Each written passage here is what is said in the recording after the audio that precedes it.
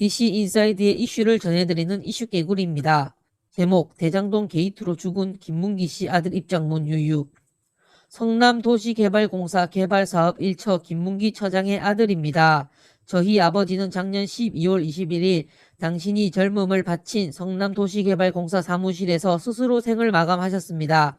아버지가 돌아가신 당일 21일 20시 저는 아버지와 연락이 되지 않는다는 어머니의 전화를 받고 불길한 예감에 바로 차를 타고 성남도시개발공사로 향하였습니다. 차로 이동하면서 회사 직원에게 연락해 개발사업 1처의 문을 열어달라고 부탁하였습니다.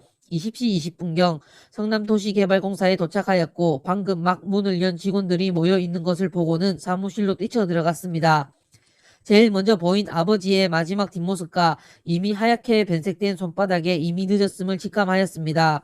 아버지의 고통을 덜어드리기 위해 제가 직접 아버지를 내렸습니다. 하지만 아버지의 참혹한 모습에 더 이상 아버지의 얼굴과 마주할 수는 없었습니다. 오늘 이 자리에 오기까지 망설임이 정말 많았습니다. 그러나 저희 가족은 더 이상 버틸 수가 없어서 이 자리에 나섰습니다. 아버지가 돌아가시고 발인 날인 12월 24일 크리스마스 이브가 아버지의 발인 날이었습니다. 3일 동안 이재명 후보는 8년 동안 충성을 다하며 봉사했던 아버지의 죽음 앞에 조문이나 어떠한 애도의 뜻도 비추지 않았습니다. 심지어 아버지의 마지막 발인 날 이재명 후보님은 산타클로스 복장을 입고 나와 춤을 추는 모습까지 보였습니다. 이 모습을 TV를 통해 보고 80대 친할머니께서 오열하시고 가슴을 치며 분통을 터뜨렸습니다. 그걸 보며 우리 가족 모두가 한 번 더 죽을 만큼의 고통을 느꼈습니다. 아무리 정치라고는 하지만 너무 마음이 아파 이건 아니다라는 생각이 들었습니다. 그런데 여기서 그치지는 않았습니다. 돌아가신 아버지에 대해 모른다, 기억이 나지 않는다 하시던 이재명 후보님은 이제 자신이 알지도 못하는 타 후보의 선거당원의 빈소에는 직접 찾아가 애도하는 모습을 보였습니다. 그 모습을 보고 이재명 후보님의 연락을 기다리던 저희 가족은 다시 한번 철저한 배신감을 느끼며 진실을 밝히는 게 도리라고 생각했습니다. 이렇게라도 해야 저희 가족이 조금이나마 한을 풀 수 있을 것 같았습니다. 제가 지금 이 자리에 서 있는 지금도 다리가 너무 후들거리고 너무나 낯선 곳인데 그럼에도 이곳에 오늘 제가 선 이유는 아버지를 위해 제가 할 수 있는 마지막 일이라고 생각했기 때문입니다. 아버지는 이미 계시지 않음에도 정치권과 언론에서는 끝까지 정황상 합리적 의심이라는 이유로 아버지의 명예를 더럽혔습니다.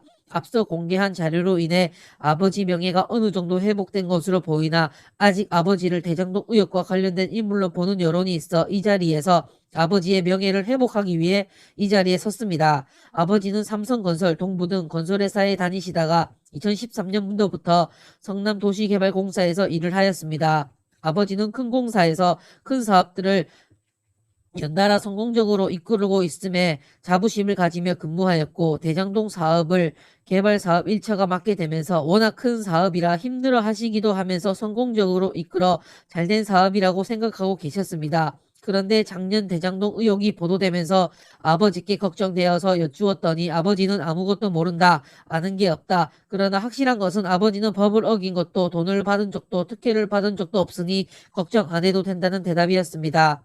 그때까지도 사태의 심각성을 몰랐던 저는 그런가 보다 하고 넘어갔습니다. 그러나 대장동 의혹은 꺼질 줄 몰랐고 어느새 정치권과 검찰 언론에서는 대장동 관할한 임원 중 유일하게 남아있는 아버지를 향해 공격이 집중되기 시작했습니다.